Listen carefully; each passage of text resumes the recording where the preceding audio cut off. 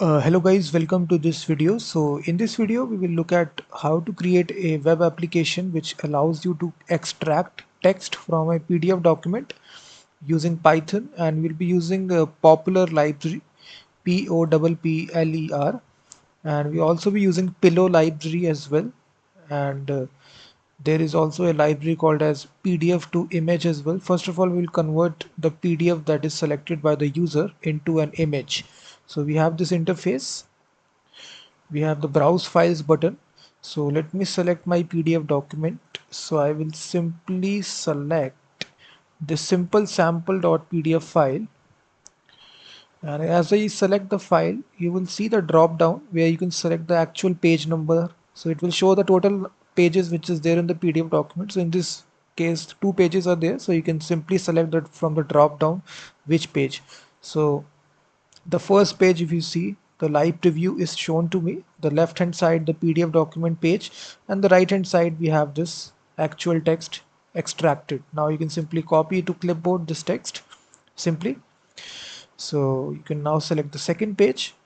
So the logic is simply that, guys, first of all we take the screenshot of this PDF document page, convert this to into an image, and then the image is translated into the text. So we extract the text from that image.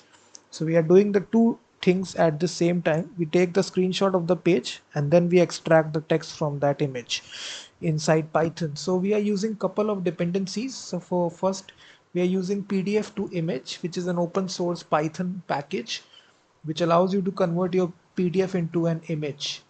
And this package you need to install it by the pip command, pip install PDF to image. And then we also are using this module which is Pillow, which is an image processing package which is used to read images, write images in the memory. So we are using this Pillow library as well, which is a very famous library. And that's all. And also we are using pypdf2 library as well, which is again an image library or PDF library, which is useful for doing any sort of operations related to PDF. So also, in order to build a web application fast, we are using a tool called as Streamlit. Streamlit is specifically an open source Python framework to build out web applications faster. You may say it's a Node.js like.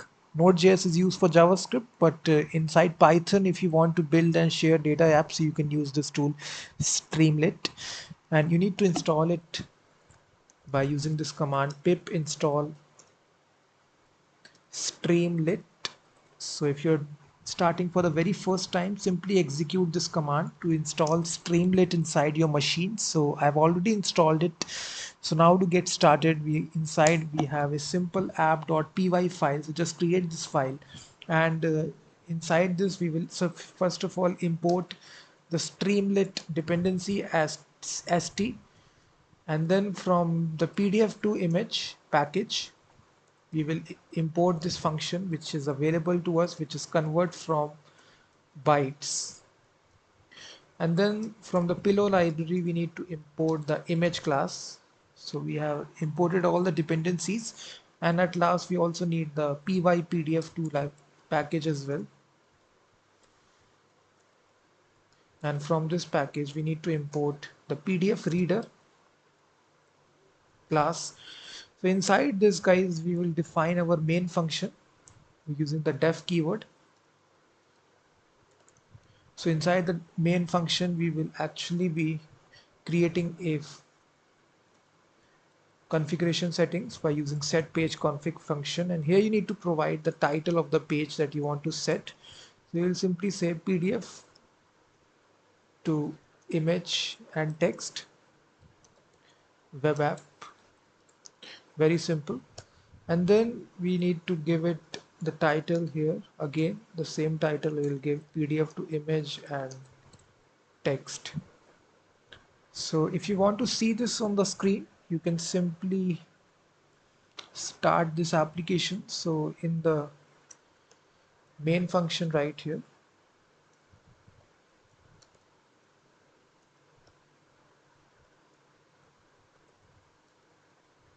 you can call this main function. So if you want to now start this application, what you will say, you will simply say Streamlit run and then the name of the file. So this is actually the command Streamlit run app.py. So if you enter this, now your application will start automatically on port number localhost 8051. So it is saying that cannot import name PDF reader from PyPDF2. Let me check. I think I made a typo mistake. This needs to be P and then DF is not capital. So just make sure. Refresh and it is saying that Streamlit has no attribute title. Sorry, title spelling mistake has happened. This is title. So you can see PDF to image and text. We actually got this heading, and after you do this, we need to simply allow the user to simply select the PDF file. So there is a widget available inside Streamlit directly where you can allow the user to upload files. So this is actually the function which is file underscore uploader. So here you simply provide a label to the user, upload a PDF file, and the user can only accept the PDF files, only upload. So if you refresh, you will actually see a button where the user can drag and drop the PDF files. So this is the power of Streamlit, guys. It provides you with predefined components that you can use. You don't need to redefine everything from scratch. It actually has built-in components such as this one, drag and drop component. So here the user can select the files simply by selecting it by just this one line of code. So this is why I use Streamlit a lot to build out fast web applications. And then we will check the PDF file. If the PDF file is there, then we will read this. So for reading it, we will be using the PDF reader class in PyPDF2 and passing it the PDF file. After reading it, we need to show the different page numbers, how many pages are there in the PDF document. For this, we'll be using the range function and then 1 comma the length. So we'll calculate the total number of pages by using this property PDF reader dot pages, and then we'll increment it to 1. So now we need to show this in the drop down, the total number of pages, so the user can select. And for this, we'll be using this select box function. It will create a select box dynamically, and then it will populate the total number of pages. So in this variable page numbers, so the selected page will be the first page. So you simply say minus is equal to 1. So the selected page will be 1. So if you see, if you simply select, so you will actually see PDF reader where it is not associated with the value, cannot access local variable PDF reader. Let me check.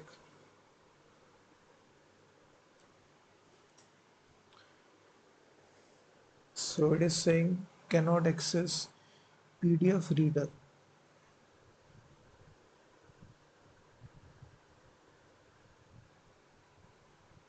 PDF reader, PDF reader. Okay, this needs to be capital P, sorry, PDF reader.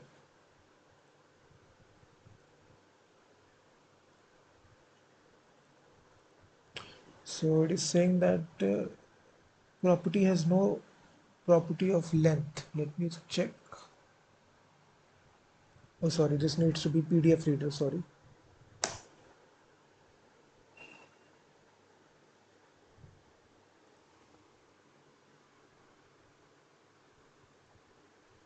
If you now select it, has no attribute select box st.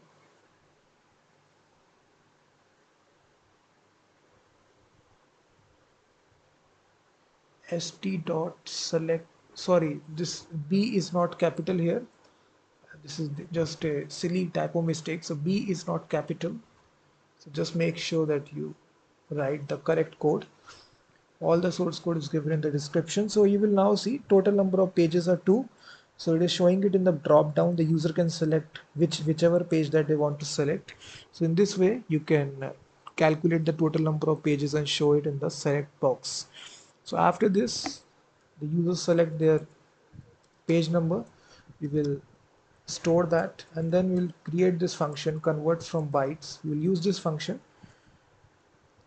to actually get the value which the user selects, which page number the user selects, and we use this function converts from bytes, which is available inside PDF to image. So this will actually convert the page number to an actual image, this module which convert this actual page number to an actual image. We'll store this inside this. So now we need to read this image. So for reading it, we'll create an image variable, the images selected page. We'll store this in this array, and then we will create a two column, column 1, column 2. In the left column we will show the actual page, and the second column will show the image, like this.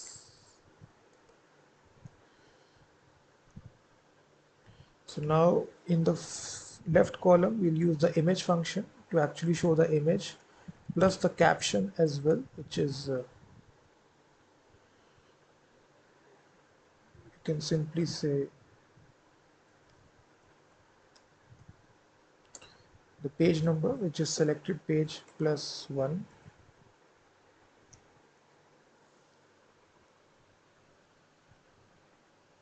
And now we also need to show the page content as well. So if the page text not in st session state, so it's this if condition means that if your selected page is not in the second column, then in that case we just need to reset this session state dot page text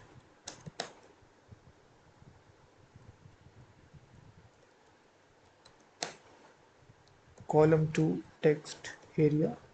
We will create a text area on the right hand side where we extract the text so the user can copy to clipboard. The page text height I will set it to 800, and the value will be simply, we create this function read PDF page. We pass the PDF file selected page as an argument. So now we need to actually, this needs to be passed as a second argument, such as selected page.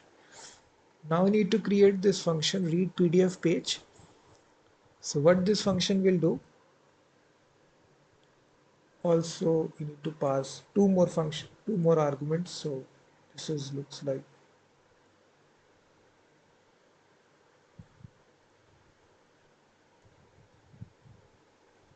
so we defined this function read PDF page, and also on text area change.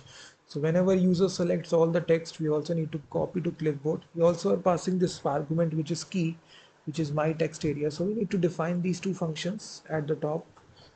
So the first function will be responsible for reading the actual PDF and extracting the text. It will have the PDF file and the actual page number.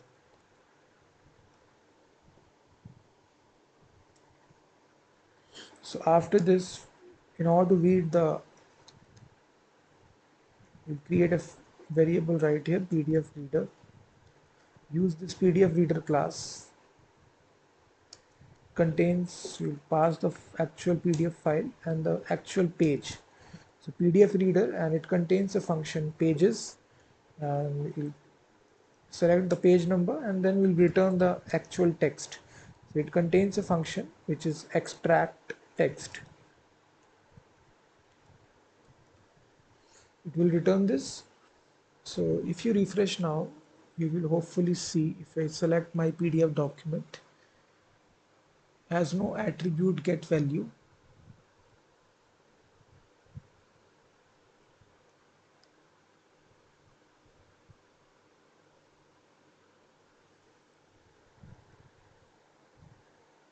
So what I will do, I will paste this main function. I think I made a typo mistake somewhere else, so I just don't want to waste time. So what I will do, in the main function, all the source code is given in the description.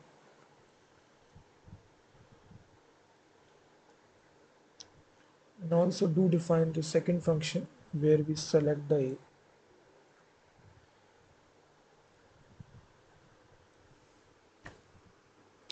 So if you drag and drop your PDF file, you will actually see the PDF will show on the left hand side, and the right hand side all the text is extracted, and you can copy to clipboard. So you can select the second page, same process, it will take the screenshot and then it will extract the text. So in this simple way, you inside Python using Streamlit, you can create a web application which extracts the text from the PDF document very easily. So it's a one file code. You will see that's all is the code responsible for creating this awesome web application. So thank you very much for watching this video. If you like this video, then please hit that like button, subscribe to the channel, and do visit my website freemediatools.com, which contains thousands of free tools related to audio, video, and image. And I will be seeing you in the next video.